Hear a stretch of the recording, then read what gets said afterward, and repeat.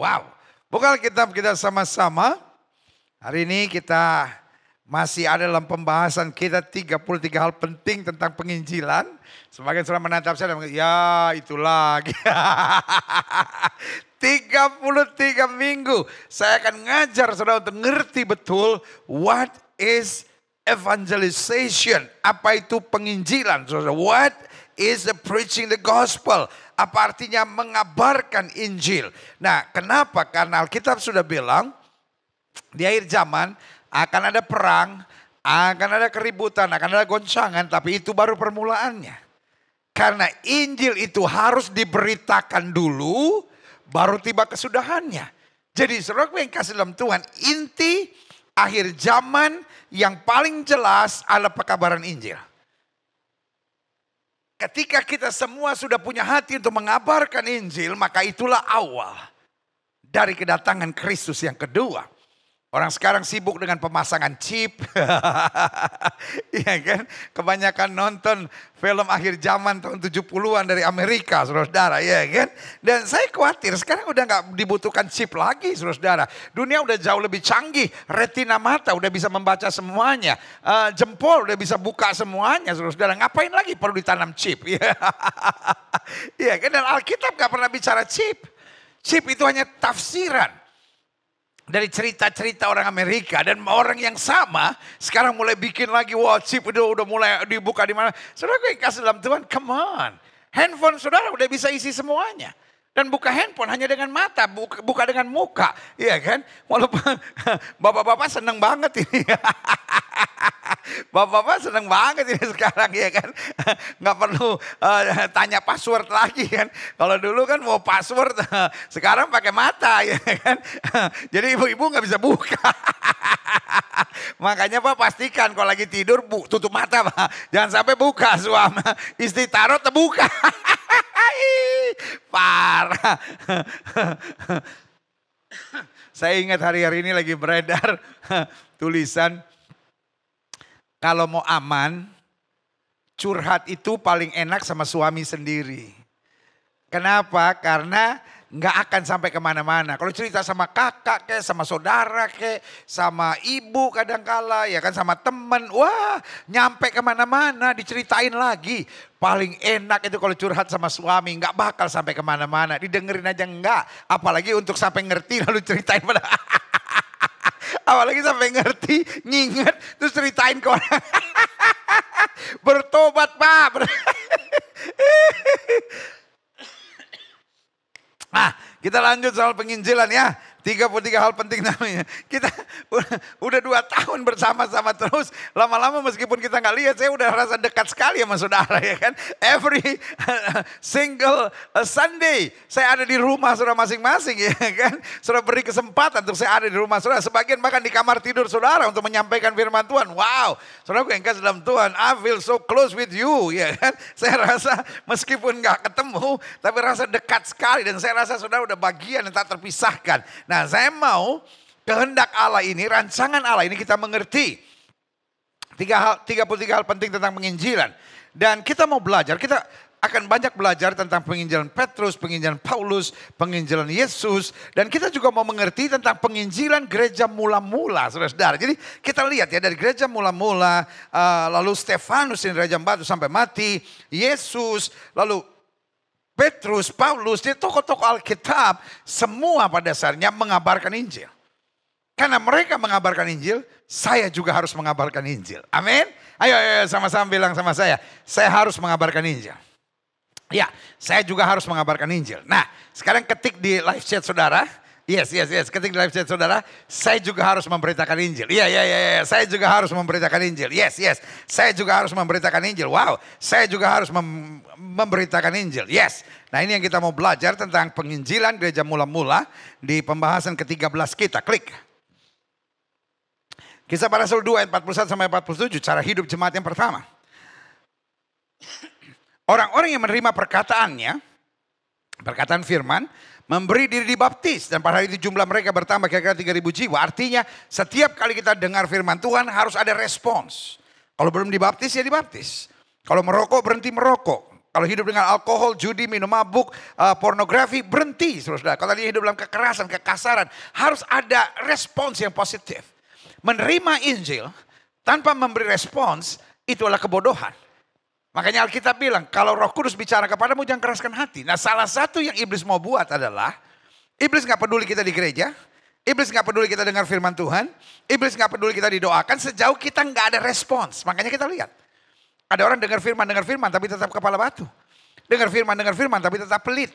Dengar firman tapi tetap arogan, tetap mau menang sendiri, tetap hidup ketersinggungan, tetap hidup baperan. Nah, ayat ini bilang, orang-orang yang menerima perkataan firman itu memberi diri baptis, ada respons positif. Dan pada hari itu jumlah mereka bertambah kira-kira 3.000 jiwa. Ada pertambahan, kalau ada respons, ada kemajuan. Ayat 42. Mereka bertekun dalam pengajaran rasul-rasul dan dalam persekutuan. Dan mereka selalu berkumpul untuk memecahkan roti dan berdoa. Jadi mereka tekun pada pengajaran rasul-rasul. Mereka berkumpul untuk memecahkan roti dan berdoa. Klik. Maka ketakutanlah mereka semua, sedang rasul-rasul itu mengadakan banyak mujizat dan tanda. Dan karena hidupnya benar, impact yang ditimbulkan, orang luar melihat, wow, there is something special about them. Mereka ketakutan, mereka terkagum-kagum. Kenapa? Rasul-rasul itu mengadakan mujizat dan tanda-tanda. Dan semua orang yang telah menjadi percaya tetap bersatu. Mereka, wow, the unity of the church. Kesatuan dari gereja mula-mula ini mengagumkan. Dan segala kepunyaan mereka adalah kepunyaan bersama. Dan selalu ada dari mereka yang menjual harta miliknya lalu membagi-bagikan kepada semua orang sesuai dengan keperluan masing-masing. Jadi kasihnya sangat terasa. Gak ada orang-orang yang arogan merasa diri yang paling hebat. Tapi mereka berbagi. Klik selanjutnya. Dengan bertekun dan dengan sehati mereka berkumpul tiap-tiap hari dalam bait Allah. Mereka memecahkan roti di rumah masing-masing secara bergilir dan makan bersama-sama dengan gembira dan tulus hati. Jadi tiap hari mereka ada di bait Allah. Tapi kemudian setiap malam mereka mengadakan perjamuan suci bersama. Iya kan? Memecahkan roti di rumah masing-masing secara bergilir sambil mengingat korban Kristus. Dikatakan ayat 47, sambil memuji Allah dan mereka disukai semua orang. Dan tiap-tiap hari Tuhan menambahkan jumlah mereka dengan orang yang diselamatkan. Nah, kenapa jumlah mereka bertambah? Karena mereka tidak eksklusif. Betul mereka berdoa, betul mereka berkumpul, betul mereka berbagi. Tapi kasih mereka, hal-hal dahsyat, pelayanan mereka menyentuh begitu banyak orang. Sehingga karena kebaikan hatinya, karena kesatuan hatinya, karena mujizat dan tanda-tanda heran, karena teladan hidup mereka yang luar biasa dikatakan, mereka disukai semua orang. Mereka tidak eksklusif. Mereka jadi orang yang menyapa, mereka jadi orang yang aktif, mereka jadi orang yang baik hati. Karena mereka disukai semua orang dan tiap-tiap hari Tuhan menambah jumlah mereka dengan orang yang diselamatkan. Kalau kita yang menyebut diri anak Tuhan lalu menyebalkan. Kalau kita yang menyebut diri anak Tuhan menjadi batu sandungan, kadang-kadang bukan Yesusnya yang ditolak. Bukan Injilnya yang ditolak, tapi kelakuan kitanya. Sorry ya Pak. Sorry ya Bu ya, kadang-kadang kita bilang, wah saya mengabarkan Injil saya ditolak. Kadang-kadang bukan Injilnya yang ditolak. Tapi kesombongan kitanya, keangkuhan kitanya, kearoganan kitanya, gaya kitanya yang ditolak. Karena dikatakan mereka disukai semua orang. Tiap-tiap hari Tuhan menambah jumlah mereka dengan orang diselamatkan. Klik. Kisah Rasul 5 ayat 12-16. Tanda-tanda dan mujizat. Dan oleh rasul-rasul diadakan banyak tanda dan mujizat di antara orang banyak. Semua orang percaya selalu berkumpul di Serambi Salomo dalam persekutuan yang erat. Orang-orang lain tidak ada yang berani menggabungkan diri kepada mereka karena gak tahan lihat standar hidup mereka. Mereka suka, tapi mereka lihatnya wow, ini orang-orang luar biasa. Karena hidup mereka yang sangat dahsyat saudara, yang standarnya luar biasa. Orang lain tidak ada yang berani menggabungkan diri kepada mereka, namun mereka sangat dihormati orang banyak. Kenapa? Integritas. Karena kualitasnya luar biasa. Ayat 14. Dan makin lama makin bertambah jumlah orang yang percaya kepada Tuhan. Baik laki-laki maupun perempuan. Mereka memenangkan jiwa. Ini yang saya bilang. Penginjilan gereja mula-mula different. Mereka tidak preaching the gospel. Tetapi mereka show a life of Christ. Mereka tunjukkan kehidupan Kristus.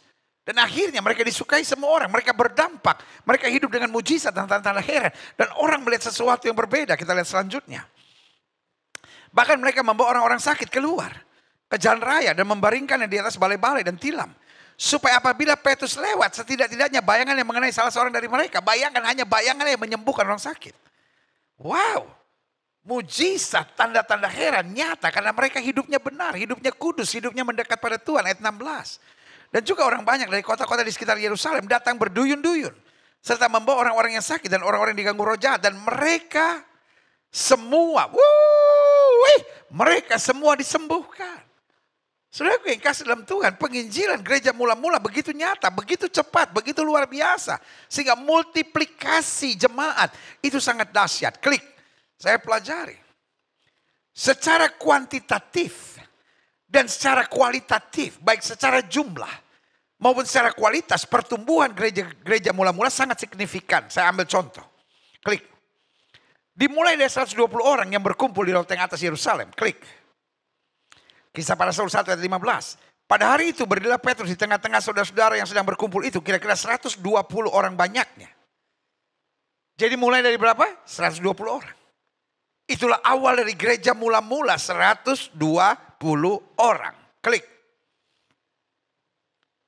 Tapi dalam waktu singkat ketika Pentakosta terjadi, ketika hari pencurahan Roh Kudus, jumlah mereka bertambah 3.000. Lihat, klik. Orang-orang yang menerima perkataan itu memberi diri dibaptis dan pada hari itu juga. Just in one day.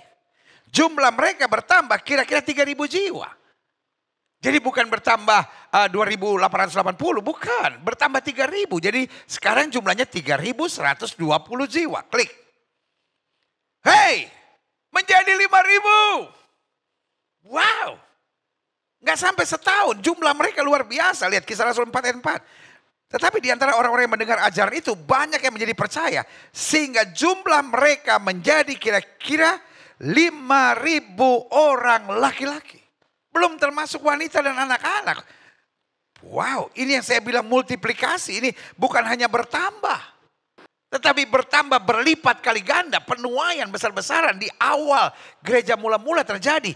Karena hidup mereka memancarkan kemuliaan Tuhan. Semangat mereka untuk menginjil. Semangat mereka untuk berbagi. Semangat mereka untuk berbuat sesuatu untuk Tuhan. Dan karunia-karunia, tanda-tanda heran, mujizat terjadi. Orang sekarang sedang berdebat soal mujizat masih terjadi enggak, karunia masih terjadi enggak. Loh, kapan kita mau memenangkan jiwa kalau kita cuma berdebat? Padahal kalau dari gereja mula-mula kita lihat kenapa keselamatan terjadi. Hidup mereka luar biasa, mereka suka memberi. Lalu kita lihat karunia-karunia Allah nyata, tanda-tanda heran dan mujizat terjadi. Itu yang mendatangkan multiplikasi pertumbuhan. Folks, I know you are all tired. Semua sudah capek dengan apa yang selalu saya ngomong. Stop berdebat, stop berdebat, stop berdebat. Mari menginjil, mari menginjil, mari menginjil. Dan kalimat saya ini pun akan didebat orang. Gilbert gak ngerti apa-apa.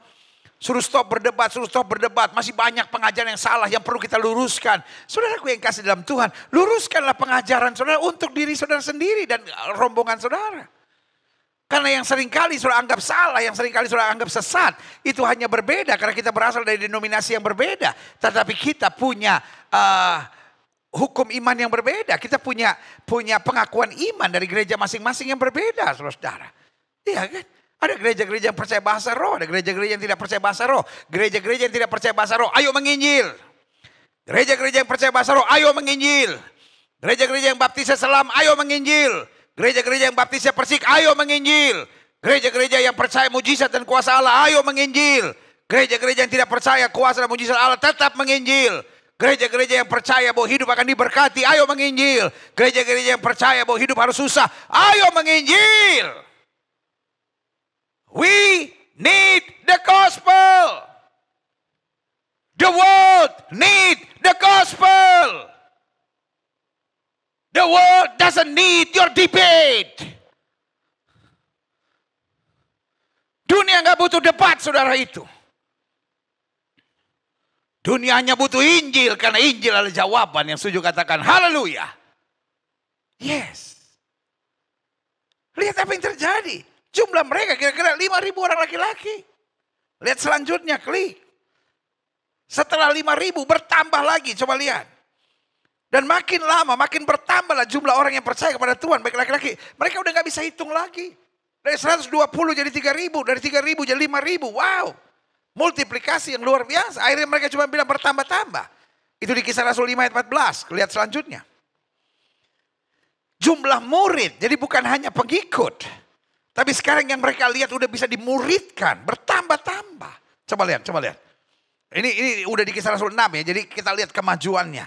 Pada masa itu ketika jumlah murid makin bertambah, timbullah sungut-sungut di antara orang-orang Yahudi yang berbahasa Yunani terhadap orang-orang Ibrani. Karena pembagian kepada janda-janda mereka diabaikan dalam pelayanan sehari-hari. Lihat, kita nggak mempersoalkan persoalannya, tapi yang kita lihat jumlah murid makin bertambah. Wow.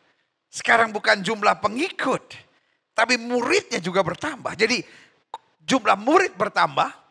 Jadi kira-kira pengerja-pengerjanya nih, yang full-timernya nih. Tapi yang part-time juga udah bertambah-tambah. Saudara, klik selanjutnya. Bahkan jumlah murid bertambah, bahkan imam mulai diselamatkan. Lihat, wow. Kisah Rasul 6 ayat 7, firman Allah makin tersebar. Jumlah murid di Yerusalem makin bertambah banyak. Dan juga sejumlah besar imam, orang-orang imam kepala, ahli-ahli Taurat, mulai menyerahkan diri dan percaya. Wow, ada gelombang kedahsyatan yang terjadi, folks. I believe. Saudaraku, saya percaya di akhir zaman Tuhan akan melakukan yang sama. Seperti gereja mula-mula. Maka gereja akhir zaman akan terlihat secara kualitatif dan secara kuantitatif. Akan masuk pada peningkatan yang luar biasa. Kita lihat selanjutnya, klik. Ada banyak orang yang hanya sibuk, kualitas. Loh, kualitas pasti akan disertai dengan kuantitas. Kalau kualitasnya baik, kuantitasnya pasti akan bertambah. Simple. Iya kan?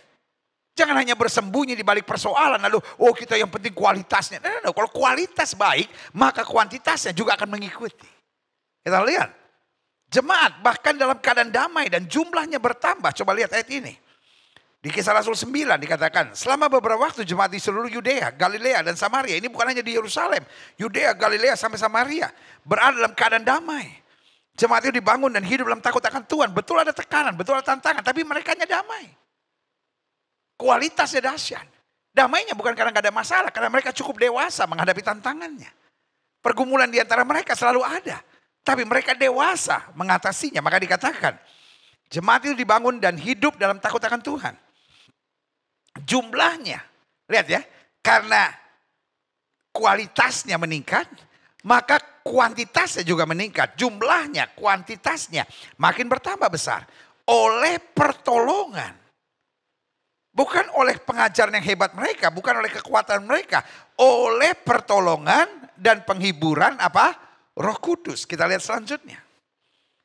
Bahkan kualitas dan kuantitas mengakibatkan juga dampak yang luar biasa. Firman Allah makin tersebar.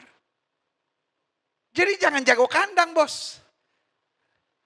Saya percaya COVID diizinkan Tuhan supaya tembok-tembok gereja diruntuhkan. Pintu-pintu gereja dikunci. Supaya kita pergi keluar. Minta maaf. Gereja yang Tuhan percayakan untuk saya gembalakan, khususnya di gereja utama kita di Tamrin Residence. Saya belum dapat dorongan Roh Kudus untuk membukanya. Saya mengerti. Gereja-gereja sudah mulai on site. Saya masih bertanya pada Tuhan. Kapan on site akan berlangsung? Karena saudaraku yang kasih dalam Tuhan, saya khawatir. Tuhan sedang mengizinkan pintu-pintu gedung gereja ditutup. Supaya kita keluar. Supaya kita memberitakan Injil, supaya kita memenangkan jiwa. Lalu kita udah gak tahan, mau balik lagi. Betul, kita semua mau balik. Saya senang lihat jemaat ada bersama dengan saya. Saya juga merasa something is wrong dengan hanya berkhotbah 2 tahun hanya dengan kameramen. Dan ruangan hampa, ruangan sepi ini. I love to see people. I love to see faces that worship Jesus. Tapi saya harus taat pada apa yang sedang Tuhan mau kerjakan. When the cloud is moving, we have to move. Dan Tuhan sedang mengizinkan tembok-tembok gereja diruntuhkan. Tuhan sedang mengizinkan pintu-pintu gereja dikunci. Supaya kita bisa keluar. Supaya kita bisa memenangkan jiwa. Makanya ayat ini bilang apa yang terjadi. Firman Allah makin tersebar. Kisah Rasul 12 ayat 24. Maka firman Tuhan makin tersebar dan makin banyak didengar orang. Lewat media-media sosial. Firman Allah makin tersebar. Thank God. for the media sosial. Betul, banyak hoax ada di media sosial. Tapi Tuhan percayakan gereja kita ada di pelayanan TikTok, ada di Instagram, ada di Facebook, ada di YouTube channel. Kita punya YouTube channel, ada Kamu Hebat, ada Gilbert Lumoindong TV, ada Glow Fellowship Center. Dan semuanya puji Tuhan menjangkau jiwa-jiwa kemuliaan Tuhan. Karena saya percaya inilah pelayanan yang Kristus sedang kehendaki. Izinkan saya mengingatkan jemaat yang olehnya Tuhan percayakan untuk saya gembalakan. Use your media social to preach the gospel. Pakai media-media sosial saudara untuk memenangkan jiwa. Untuk mengabarkan Injil. Untuk mengabarkan nilai-nilai kerajaan sorga. Anak-anak Tuhan jangan menebar gosip. Anak-anak Tuhan jangan menyebar hoax. Anak-anak Tuhan jangan menciptakan permusuhan di media-media sosialnya. Beritakan nilai-nilai kerajaan Allah. Kadang-kala kalau saya mulai memposting hal-hal atau memberi pandangan hal-hal yang berhubungan dengan politik, saya mulai dimaki-maki orang. Pendeta kok main-main politik. Saya tidak akan pernah main politik. Saya tidak tertarik dengan politik. Saya adalah hamba Tuhan dan tetap bangga jadi hamba Tuhan. Tetapi saya tetap harus bersuara kerajaan Allah dan saya tidak akan pernah takut. Saya tetap akan menyatakan kebenaran. Karena gereja tidak akan bersembunyi di balik 4 dinding gereja. Anak-anak Tuhan Yesus, para hamba-hamba Tuhan harus menyatakan kebenaran di atas kebenaran. Walaupun orang-orang yang kadang-kadang gak mengerti panggilan gereja, gak mengerti panggilan hamba Tuhan, akan memaki-maki dan berkata, oh pendeta sekarang ada pendeta kadrun, mau main-main politik. Saya tidak tertarik, 35 tahun saya ada di ladang Tuhan. Tidak pernah tertarik sekalipun. Dulu aja muda tidak tertarik. Masa sekarang, belum tua sih. Tapi agak tuaan dikit dari dulu. So 35 tahun ya kan. Tetapi gereja harus menyatakan kebenaran. Gereja harus menyampaikan nilai-nilai kerajaan sorga. Jadi lihat apa yang terjadi. Firman Allah makin tersebar. Makin banyak orang didengar. Luar biasa. Kita lihat selanjutnya. Jemaat makin diteguhkan dalam iman, jumlah makin bertambah. Lihat selalu kalau kualitasnya meningkat, kuantitasnya pasti mengikuti.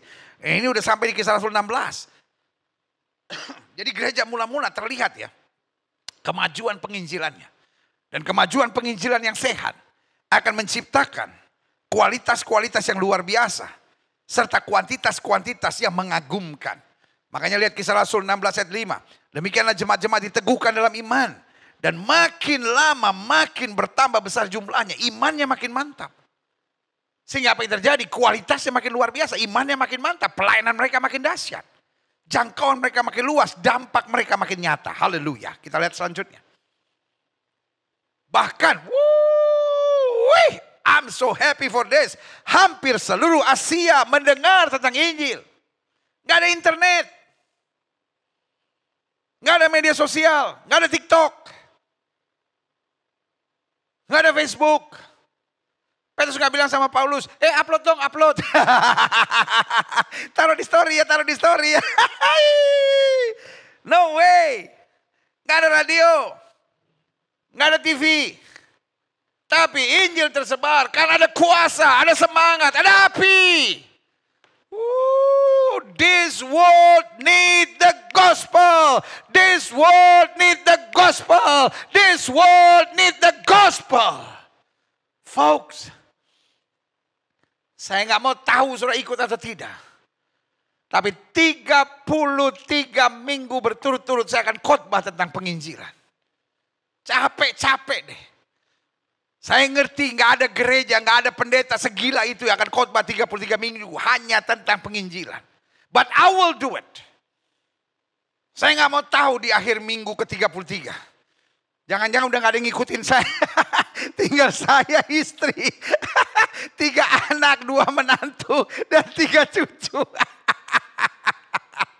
I will still preach about the gospel and evangelization.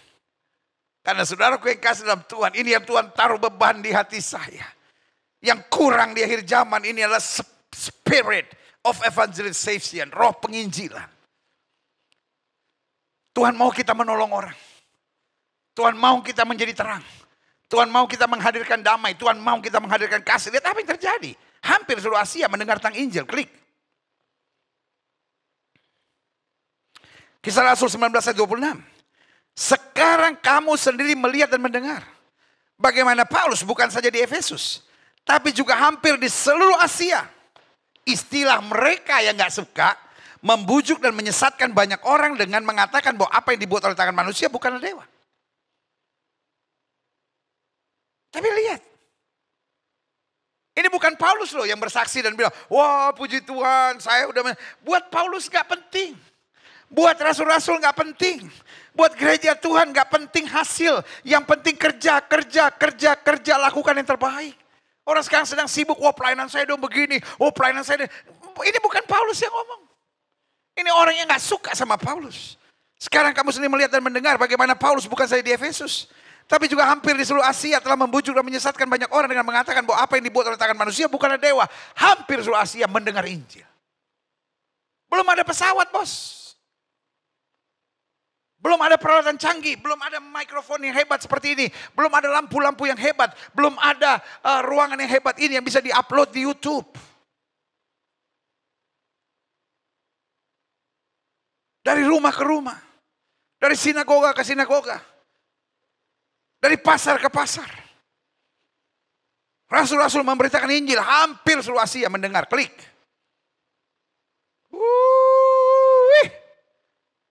Doa saya. Kita belajar dari kesederhanaan pekabaran Injil gereja mula-mula. Maka setiap kita gereja akhir zaman yang harus berkata, saya juga bisa. Kelebihan gereja mula-mula. Mereka tidak sibukkan diri dengan debat. Dan kelemahan gereja akhir zaman. Mereka hanya sibuk dengan debat. I beg you. In the name of Jesus. Saya mengemis di dalam nama Yesus. Stop debat. We are different. Kita memang beda. Kita memang beda dan tetap akan berbeda. Cuman bedanya kalau kita debat bukan berarti kita jadi satu. Bedanya kita akan jadi banyak sakit hati dan kepahitan. Kita tetap akan berbeda. Yang percaya bahasa roh akan tetap percaya bahasa roh. Yang tidak percaya bahasa roh akan tetap tidak percaya bahasa roh. Yang baptis percik akan tetap berkeras mau baptis percik. Yang baptis selam akan tetap berkeras baptis selam. Yang mengajar tentang perpuluhan akan tetap mengajar tentang perpuluhan. Yang mendoakan orang sakit tetap akan mendoakan orang sakit. Yang anti mendoakan orang sakit akan tetap anti mendoakan orang sakit. Yang anti perpuluhan akan tetap menyerang orang yang memberi perpuluhan. Dan pendeta yang mengajar perpuluhan. Bedanya hanyalah, perdebatan tidak akan menjadikan kita satu. Bedanya perdebatan hanya menciptakan kepahitan, kebencian, sakit hati di dalam gereja Tuhan. Stop! Engkau pahlawan kesiangan, pahlawan Don Quixote saya bilang. Yang mau coba menyatukan dan mau coba membenarkan ajaran dengan debat-debatmu itu. Tunjukkan Kristus. Tunjukkan kasih. Tunjukkan semangat pelayanan penginjilanmu. Itu jauh lebih penting. Itu yang dibutuhkan oleh dunia di akhir zaman ini. Haleluya. Apa strategi pelayanan penginjilan gereja mula-mula? Yang pertama. Mereka bersatu. Ini penting. Yesus sudah tahu bahwa di akhir zaman akan ada perpecahan gereja dengan berbagai denominasi. Karena Yesus naikkan doa. Bapa jadikan mereka satu. Supaya dunia percaya. Dengan lain kata, penolakan terhadap Injil di akhir zaman yang paling parah. Bukan karena serangan teroris. Tapi penolakan terhadap Injil yang paling parah adalah ketika gereja Tuhan menghancurkan gereja-gereja lainnya. Pendeta satu dengan pendeta lain berdebat. Pendeta satu menyerang pendeta lain. Gereja satu mengatakan gereja lain sesat. Setan bilang, kita gak usah kerja. Biar dong deng dong, baku ramas, baku rabe, baku sikat dorang itu. Saudaraku, bodoh. Bodoh. Gereja yang saling menyerang adalah gereja yang dipakai setan, saudara. Kita tidak dipanggil untuk saling menyerang. Kita dipanggil untuk bersatu. Meskipun kita berbeda, tapi kita satu tubuh dalam Kristus. Yang kedua, strategi penginjilan gereja mula-mula. Sampai seluruh Asia, hampir seluruh Asia mendengar berita. Yang kedua, mereka siap menderita. Mereka bukan orang-orang yang mencari keuntungan. Bahkan Ananias dan Safira saja yang coba-coba mencari keuntungan meskipun siap berkorban tapi setengah-setengah. Dapat hukuman Tuhan. Di akhir zaman ini. Kita gak butuhkan fancy preacher. Kita gak butuhkan modern preacher. Yang di tangannya ada wine. Pegang vape. Menganggap tato itu biasa. Menganggap kawin cerai itu biasa.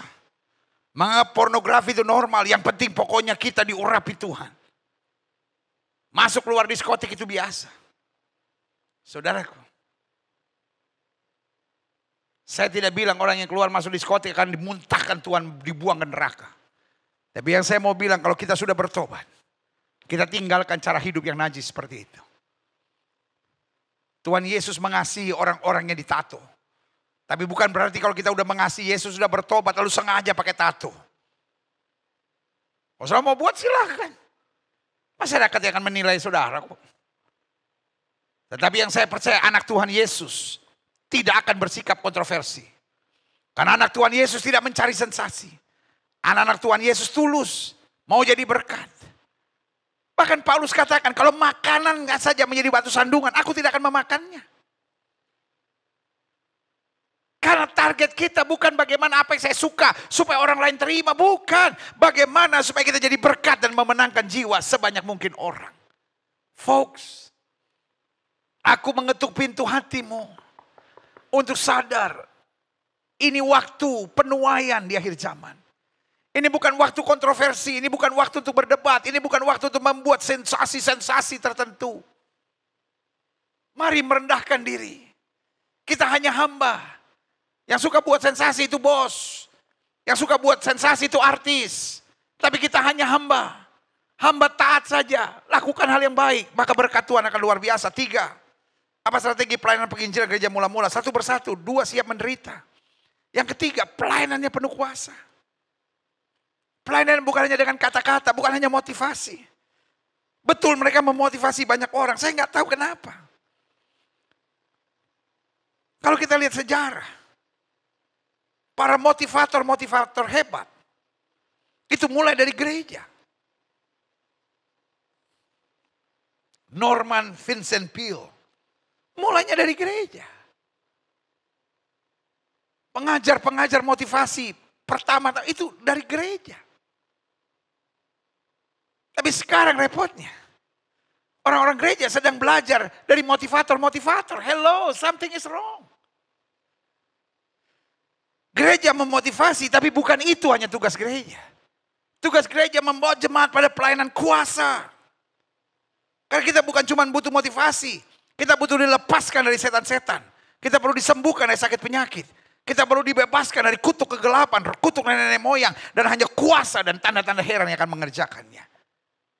Dengar. Motivasi atau motivator. Itu hanya the least of the packet of power of God. Motivasi hanyalah bagian paling sederhana dari paket kuasa Allah. Waktu kuasa Allah bekerja, yang sakit disembuhkan, yang lemah dikuatkan, kutuk dihancurkan, ikatan belenggu iblis dipatahkan. Karena kuasanya lengkap. Makanya kita bilang kalau Roh Kudus turun ke atas kamu, kamu akan menerima kuasa. Pastikan di akhir zaman ini. Setiap kita, engkau gak harus jadi pendeta, tapi setiap kita diperlengkapi dengan kuasa Allah. Ibu-ibu rumah tangga diperlengkapi dengan kuasa Allah. Orang-orang muda diperlengkapi dengan kuasa Allah. Dia bisa doa buat yang sakit dan yang sakit disembuhkan. Karena bukan tugas kita menyembuhkan, tugas kita hanya mendoakan dengan iman. Dan waktu kita mendoakan dengan iman, mujizat pasti terjadi. Gak perlu kau jadi pendeta dulu. Amin. Itu dia. Mereka bersatu. Mereka siap menderita. Pelayanannya penuh kuasa. Yang keempat. Mereka berdoa dan berpuasa. Itu sebabnya gereja kita setiap minggu ketiga bulan Januari. Kita punya namanya Bless the Year Program. Week of Blessing. Yang baru kita jalani kemarin. Pada Januari minggu ketiga. Selama seminggu kita doa puasa dan tiap malam kita menerima firman. Kita belajar di gereja mula-mula meskipun kita tidak melakukan sepanjang tahun. Tapi sebagai awal tahun makanya kita beri nama The Bless the Year Program. Kita memberkati sepanjang tahun dengan doa puasa. Saudaraku, dunia boleh tambah modern. Tapi gereja kita, saya sebagai pendeta, sebagai gembala di gereja ini, masih mendorong jemaat untuk berdoa dan berpuasa. Karena lewat doa puasa jiwa kita lebih tenang. Lewat doa puasa kita lebih mudah masuk dalam hadirat Tuhan. Lewat doa puasa kita bisa merasakan kuasanya dan kedahsyatannya. Dan lewat doa puasa kita akan disingkapkan hal-hal yang selama ini kita nggak mengerti lewat tuntunan rohnya. Doa puasa bukan memaksa Tuhan untuk melakukan yang saya mau. Tapi doa puasa memaksa diri saya untuk masuk dalam jalurnya Tuhan. Untuk hidup dalam kemuliaannya. Haleluya. Selanjutnya. Apa strategi pelayanan penginjilan gereja mula-mula? Mereka dinamis dan tidak statis. Mereka bukan cuma gitu-gitu aja. Karena mereka tidak diatur dengan program. Jadi mereka diatur dengan tuntunan Roh Kudus. Jadi waktu Petrus dan Yohanes masuk ke bait Allah. Ada orang lumpuh. Mereka gak bilang, oh program kami lagi harus ke bait Allah. No. Mereka berbuat sesuatu. Beda sama perumpamaan Yesus. Tentang orang Samaria yang baik hati. Ketika orang-orang Farisi harus beribadah, mereka gak mau terganggu dengan apapun. Program. Life is not program, life is dynamic. Hidup itu bukannya program, hidup itu soal dinamis. Tidak statis. Biarkan Tuhan dan Roh Kudus yang arahkan. Kenapa pelayanan mereka luar biasa? Karena mereka bukan hanya dengan program dan aturan. Tapi mereka dengan passion. Mereka dengan hati. Mereka dengan mata yang terbuka untuk kebutuhan jiwa-jiwa. Saudaraku. Di akhir zaman kita gak bisa hanya pokoknya begini, pokoknya lalu kita buat program. Enggak. Di akhir zaman kita harus peka akan suara Tuhan. Kadang kala Tuhan mau kita ngobrol sama orang, kita nolong orang. Kita kasih kekuatan orang. Kadang kala Tuhan mau kita mendoakan orang tanpa dia tahu. Tuhan sedang melakukan hal yang dahsyat. Kadang kala Tuhan mau kita menabur di satu tempat. Karena Tuhan sedang mau melakukan sesuatu yang dahsyat. Dan kalau kita menabur di tanah yang subur, berkat Tuhan akan luar biasa. Selanjutnya. Wow, I'm so blessed. Sambil saya belajar lagi. Dan saya percaya Alkitab bilang firman Tuhan itu pedang bermata dua. Dia memberkati saudara. Dia juga memberi kekuatan buat saya. Sehingga setiap kita diingatkan terus. Ayo menginjil, ayo menangkan jiwa. This world needs the gospel. Haleluya. Dan yang keenam. Dengar-dengar akan tuntunan Roh Kudus. Tidak terikat dengan program. Dinamis. Berbuat sesuatu. Wow. Saudaraku yang kasih dalam Tuhan. Ini yang kadang-kala hilang dalam gereja Tuhan. Penyembahan sekian menit. Ini sekian menit. Kita juga gitu di rumah pokoknya doa pagi ya bunyinya begini. Kita lupa diam di hadirat Tuhan minta tuntunannya. Kenapa banyak orang jenuh doa? Di gereja kita kan ada buku khusus tahun ini. Setiap tahun kita punya renungan setahun yang berbeda-beda. Dan khusus tahun ini hidup dalam kemuliaan setiap hari bersama Yesus. Dan saya mau ini bukan hanya program. Betul-betul sambil engkau renungkan firman. Biarkan Tuhan yang bicara. Jadi setiap hari itu menjadi hari di mana kita mengalami perjumpaan dengan Tuhan. Kita udah bersama 14 tahun gereja ini berdiri. Dari gereja ini berdiri pertama kali. Dari tahun pertama kita udah punya buku mujizat setiap hari. Dan berisi renungan firman Tuhan 365 renungan. Dan saudaraku yang kasih dalam Tuhan kalau cuma program 14 tahun capek saudara-saudara. Itu sebabnya saya khawatir ada banyak saudara udah gak tertarik lagi merenungkan firman Tuhan tiap pagi. Atau tiap siang atau bersama komunitas saudara. Karena capek. Kenapa? Program. Tapi kalau saudara dinamis tidak statis. Percaya pada tuntunan Roh Kudus. Setiap hari saudara biarkan Roh Kudus yang bicara buat setiap saudara. Hari demi hari makin dewasa, makin kuat, makin disempurnakan. Makin mengalami pengalaman luar biasa dengan Tuhan. Haleluya. Selanjutnya. Apa strategi pelayanan penginjilan gereja mula-mula? Mengembangkan semua potensi yang ada. Ada rasul-rasul. Ada murid-murid. Kemudian ada imam-imam yang menggabungkan diri. Ada ibu-ibu rumah tangga. Ada yang bagian keliling. Seperti Paulus, Petrus, Timotius, Titus. Pergi. Tapi ada yang bagian mengurus jemaat-jemaat. Wow. Semua mengerjakan bagiannya. You are never too small in kingdom of God. Engkau tidak pernah terlalu kecil untuk kerajaan Allah. But you are also never too big for the kingdom of God. Engkau tidak pernah terlalu kecil, tapi engkau juga tidak pernah terlalu besar. Kita semua diperlukan. Taruh tangan kananmu di dada, sama-sama bilang, saya diperlukan. I am needed. I am needed. I am needed, saya diperlukan. Kalau sudah setuju, ketik di live chat saudara. Saya diperlukan di ladang Tuhan. Saya diperlukan di kerajaan Allah. Saya diperlukan di ladang Tuhan. Ketik di live chat saudara. Saya diperlukan di ladang Tuhan. Saya diperlukan di kerajaan Allah. Yes, haleluya. Ibu diperlukan. Adik-adik muda, jangan cuma pusing sama masa mudamu cari pasangan teman hidup dan muter-muter di situ. Engkau dibutuhkan dalam ladang Tuhan. Pak, hidup bukan cuma soal cari duit, Pak. Tapi hidup engkau juga dibutuhkan di ladang Tuhan. Saya berdoa supaya setiap saudara membara roh di dalam saudara. Saya diperlukan di ladang Tuhan. I have to do something. Haleluya. Selanjutnya. Haleluya. Ada dua hal penting yang saya mau share. Sebagai kunci.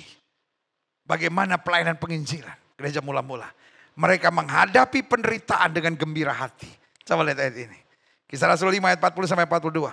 Mereka memanggil rasul-rasul itu lalu menyesah mereka dan melarang mereka mengajar dalam nama Yesus. Sesudah itu mereka dilepaskan. Bayangkan mereka disesah. Mereka dilarang. Mereka dipenjarakan. Baru kemudian dilepas. Ayat 41. Rasul-rasul itu meninggalkan sidang mahkamah agama dengan gembira. Karena mereka telah mereka disesah, mereka ditangkap, mereka dipenjarakan, mereka dilepas. Lalu rasul-rasul itu meninggalkan sidang mahkamah agama dengan gembira. Mereka gak kesel, mereka gak jengkel, mereka gak mangkel. Mereka gak maki-maki, mereka gak mengutuk-mengutuk. Nanti biar Tuhan hajar tuh mahkamah-mahkamah agung, mahkamah-mahkamah agama yang udah kerasukan setan. Kita kan kebanyakan begitu. Kita dimaki, kita mengutuk. Gereja kita ditutup, kita marah. Kita dipersekusi, kita berontak. Rasul-rasul itu meninggalkan sidang mahkamah agama dengan gembira. Karena mereka telah dianggap layak menderita penghinaan oleh karena nama Yesus. Itu yang membuat mereka jadi saksi. Gereja akhir zaman harus belajar dari gereja mula-mula.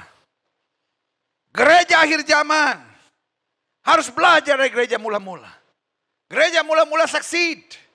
Gereja mula-mula sukses. Tapi gereja akhir zaman masih muter-muter dengan persoalannya. Siapa yang paling besar, siapa yang paling hebat. Gereja mana yang sesat, gereja mana yang gak sesat. Stop it. Ini waktunya mengabarkan Injil, mengabarkan Injil, mengabarkan Injil. Dan dengan gembira hati meskipun dalam tantangan yang berat. Klik. Ayat 42. Dan setiap hari mereka melanjutkan pengajaran mereka di bait Allah dan di rumah-rumah orang. Dan memberitakan Injil tentang Yesus yang adalah Mesias. Pemberitaan Injil tetap jalan. Meskipun mereka dianiaya. Mereka tetap beribadah. Mereka tetap memperhatikan satu sama lainnya. Jadi lihat 3 hal ini tetap ada. Yang pertama mereka berkumpul. Yang kedua mereka ada di rumah ibadat. Dan yang ketiga mereka di jalan-jalan mencari jiwa. Wow. Dimensi persekutuan. Dimensi ibadah. Dan dimensi pelayanan penginjilan.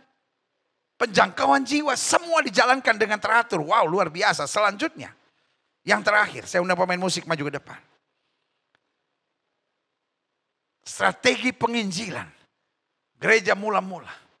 Yang terakhir, mereka adalah orang-orang yang hidup dalam keberanian. Pengecut adalah hambatan terbesar untuk pekabaran Injil. Saya ulangi sekali lagi. Para pengecut adalah hambatan terbesar buat gereja Tuhan dalam penginjilan akhir zaman. Gereja tidak takut dengan teroris. Gereja tidak takut dengan orang-orang yang menyerang gereja, membenci gereja, memaki gereja, mengutuki gereja, dan coba menghancurkan gereja. Karena penjagaan Tuhan, pembelaan Tuhan, dan kuasa Tuhan cukup untuk memberi aman buat kita. Tetapi yang menghambat penginjilan gereja di akhir zaman yang paling parah adalah mereka yang menyebut dirinya hamba Tuhan, mereka yang menyebut dirinya orang yang sudah diselamatkan, orang yang menyebut dirinya orang-orang yang sudah menerima anugerah Tuhan Yesus, tetapi hidup sebagai seorang pengecut. Tuhan mencari orang-orang yang berani. Sebagai penutup ini ayat firman Tuhan yang saya mau bacakan. Rasul-rasul ditangkap. Rasul-rasul dipenjara. Lalu apa doa jemaat? Kisah Rasul 4 ayat 29 sampai 31 ini adalah doa jemaat. Doa jemaat. Bukan doa rasul-rasul, bukan doa pengerja-pengerja, doa jemaat. Apa doanya? Dan sekarang ya Tuhan, lihatlah bagaimana mereka mengancam kami. Dan berikan kepada hamba-hambamu ini keberanian untuk memberitakan firman. Lihat, yang mereka minta keberanian. Oh, ini orang Selon semua. Ini jemaat ini, saya beri nama jemaat Selon. Enggak ada takut-takutnya, udah takutnya udah putus bos. Lihat.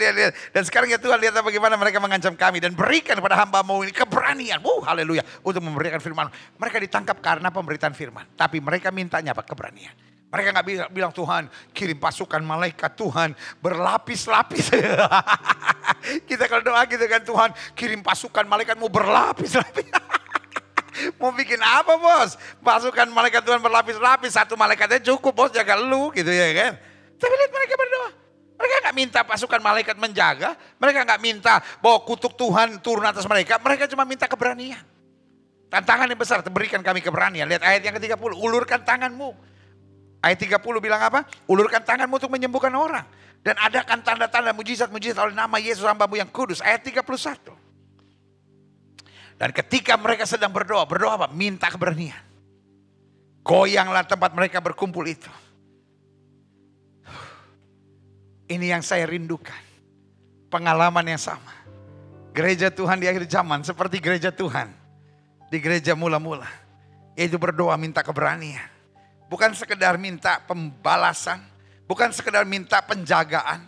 Tapi keberanian. Apa yang terjadi? Mereka semua penuh dengan Roh Kudus.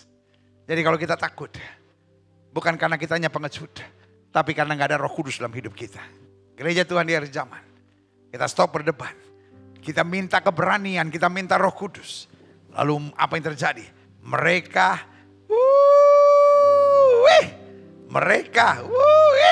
memberitakan firman Allah dengan berani. Bos, this is what we need. Minggu depan, kita akan terima perjamuan suci.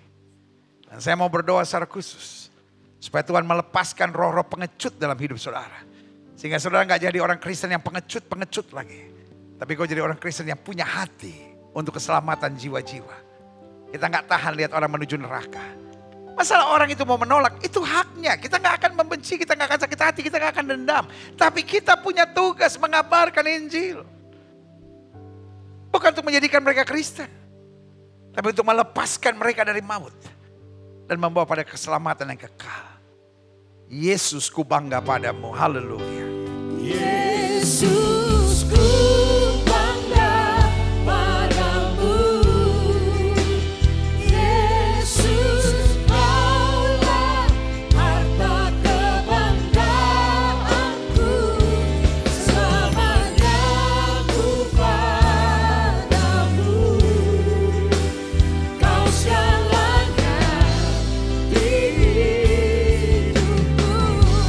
musik main dengan sangat lembut. Setiap mata terpejam. Setiap kepala tertunduk. Setiap hati terangkat pada Tuhan. Hari ini Roh Kudus menyapa masing-masing kita. Roh Kudus mengingatkan kita, mari kita belajar dari penginjilan gereja mula-mula. Tidak ada fasilitas hebat. Tidak ada orang-orang kaya. Tidak ada orang-orang pintar. Tidak ada IT dan media yang canggih. Tapi di dalam kesederhanaan itu ada kuasa Allah. Ada passion. Ada api pekabaran Injil. Ada dorongan untuk gak tahan melihat orang menuju neraka. Jika itu doamu, taruh tangan kananmu di dada. Kita punya media sosial. Kita punya IT yang canggih hari-hari ini. Kita punya fasilitas. Saya khawatir itu penyebabnya. Tuhan sedang mengizinkan pintu-pintu gedung gereja tertutup, terkunci. Tembok-tembok gereja turun. Tapi semua gak tahan, semua mau buru-buru kembali masuk gereja lagi, cuma kumpul dan gak buat apa-apa. It's time to preach the gospel. The world needs the gospel. Jika itu doamu, taruh tangan kananmu di dada dan bilang, Tuhan, syarat-syarat penginjilan gereja akhir zaman, kualitas penginjilan gereja di gereja mula-mula, biarlah masuk dalam hatiku. Sehingga aku berdiri sebagai gereja akhir zaman yang berkualitas sebagai gereja mula-mula. Jika itu doamu, taruh tangan kananmu di dada. Mungkin kau suka banyak gak enaknya. Mungkin kau suka tertipu dan merasa gak terpanggil. Tapi hari ini syarat-syarat yang kita lihat dari gereja mula-mula biarlah tergenapi dalam kehidupan kita. Who is the church? The church is you. Pertanyaan gereja bukanlah di mana, bukanlah apa, tetapi siapa gereja. Karena Alkitab berkata kamu adalah bait dari Roh Kudus. Jika itu doamu, taruh tangan kananmu di dada. Bapa, lihat setiap mereka yang taruh tangan kanannya di dada. Karena hari ini terbakar oleh firman Tuhan. Kalau gereja mula-mula menginjil, kenapa kami gereja akhir zaman justru berdebat dan tidak kembali pada pekabaran Injil yang sejati? Kami sibuk mencari pembenaran, kami sibuk berkompetisi siapa yang terbesar. Tapi kami lupa memenangkan jiwa, memenangkan jiwa, memenangkan jiwa. Itulah isi hati Tuhan. Kami sibuk tersinggung dengan gereja lain, kami sibuk tersinggung dengan perlakuan orang terhadap kami. Tapi biarlah kami belajar doa jemaat mula-mula, berikan kami keberanian untuk memberitakan Injil. Terima kasih Tuhan. Kami yang bisa menyanyi, kami yang bisa menggambar, kami yang bisa membuat puisi, kami yang bisa membuat tulisan, kami yang bisa memimpin, kami yang diberkati dengan berkat-berkat tersendiri, karunia-karunia tersendiri. Tolong Tuhan, Tuhan bimbing kami supaya kami arahkan untuk pekabaran Injil. Sehingga dalam kapasitas kami sebagai dokter, sebagai ibu rumah tangga, sebagai mahasiswa, sebagai guru, sebagai polisi, sebagai tentara, kami membawa kabar Injil. Di mana orang dapat melihat kemuliaan Kristus di dalam hidup kami. Kalau gereja mula-mula boleh melihat jumlah bertambah, kualitas bertambah, biarlah kami boleh senantiasa mengikuti pola Kristus ini. Terima kasih Bapa. Hamba juga doa buat yang sakit. Karena hari ini juga kami belajar bahwa kesembuhanlah hak mutlak kami sebagai orang percaya. Gereja mula-mula penuh dengan mujizat-mujizat kesembuhan. Dan karena itu sekarang hamba berdoa di dalam nama Yesus.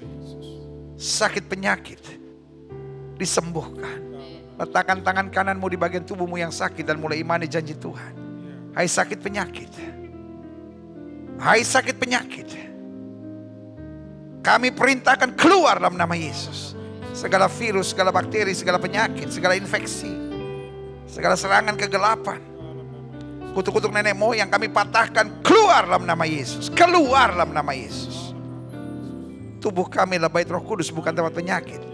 Kami perintahkan keluar dalam nama Yesus. Kuasa kesembuhan, berkat, mujizat mulai terjadi.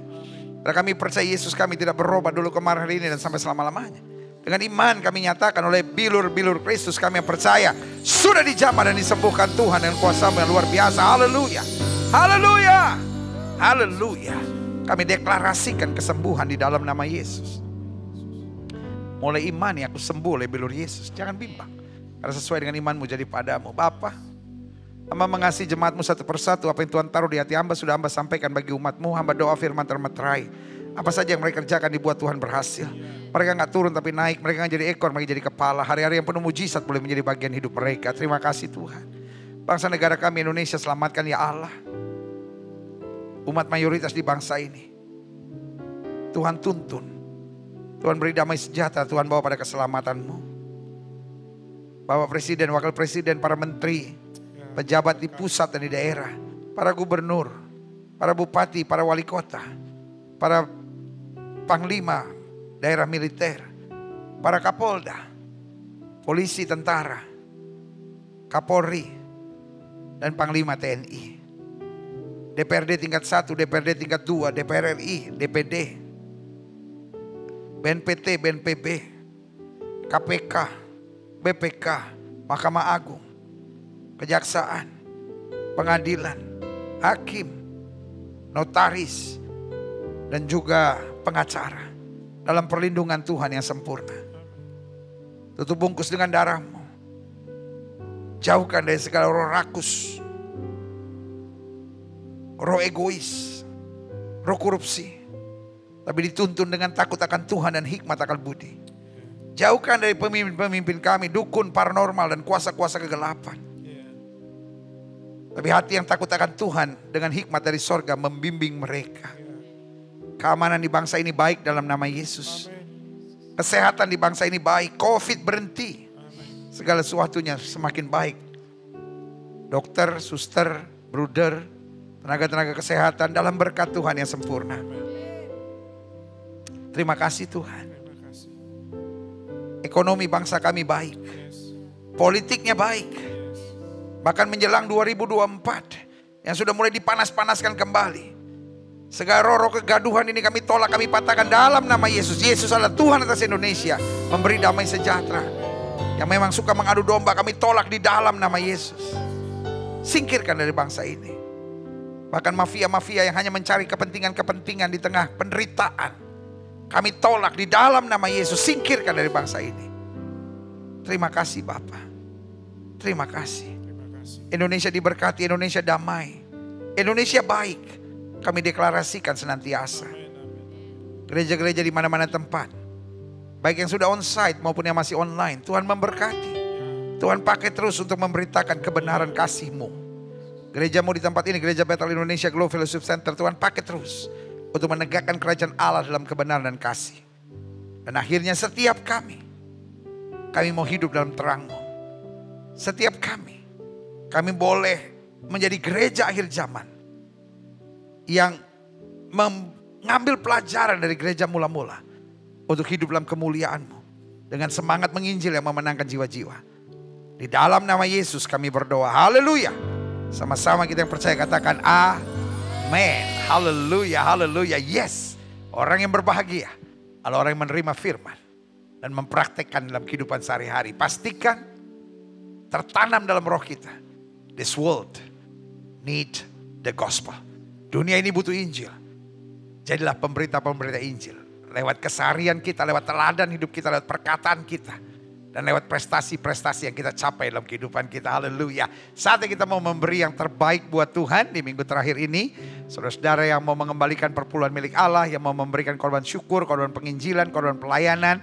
Pastikan kita lakukan yang terbaik. Karena kita memberi bukan supaya diberkati, tapi kita memberi karena kita tahu berkat Tuhan sudah sungguh sangat luar biasa dalam kehidupan kita. Kita nggak tahan untuk tidak membalas cinta Tuhan. Selalu saya katakan bahwa persembahan tidak diwajibkan, hanya buat mereka yang terdorong untuk cintanya kepada Tuhan. Kita berdoa, Bapa, kami tidak mau memberi seenaknya dan semaunya.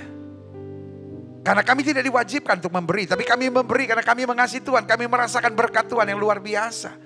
Mereka yang mau mengembalikan perpuluhan milik Allah, korban syukur, korban pelayanan, korban penginjilan, korban misi, Tuhan memberkati berlipat kali ganda. Berlaku firman-Mu, beri maka padamu akan diberi. Takaran yang baik yang dipadatkan, digoncang-goncang sampai melimpah keluar. Tuhan sediakan buat kami yang mengasihi Tuhan. Kami dijauhkan dari belalang pelahap, belalang pengerip, belalang pindahan, belalang pelompat.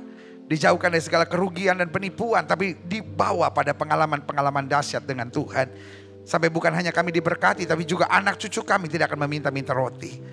Terima kasih Bapa yang mengelola persembahan ini juga Tuhan arahkan. Sehingga terus dapat memenangkan jiwa-jiwa, meluaskan kerajaan Allah menjadi berkat. Bahkan menopang hamba-hamba Tuhan untuk memberikan yang terbaik dalam pelayanannya. Kami siap memberi yang terbaik. Di dalam nama Yesus yang siap memberi yang terbaik, sama-sama kita katakan amin. Haleluya, haleluya. Saudaraku, anugerah Tuhan kalau kita bisa tetap melayani. Anugerah Tuhan kalau kita tetap bisa memiliki kasih dan kepedulian untuk jadi berkat dimanapun kita berada. Kita bersyukur. Bapak, terima kasih buat anugerah Tuhan. Kami menjadi gereja yang bukan hanya mengabarkan Injil, tapi kami menjadi gereja yang terus boleh menghadirkan shalom sorga dimanapun Tuhan tempatkan. Hari ini kami sudah menerima firman di rumah kami dan kami tahu ada urapan Tuhan di keluarga kami.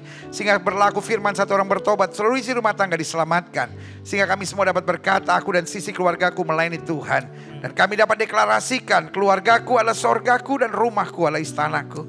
Terima kasih Tuhan, terima kasih. Kami gak mau jadi batu sandungan dalam keseharian kami dengar firman tapi tidak melakukan.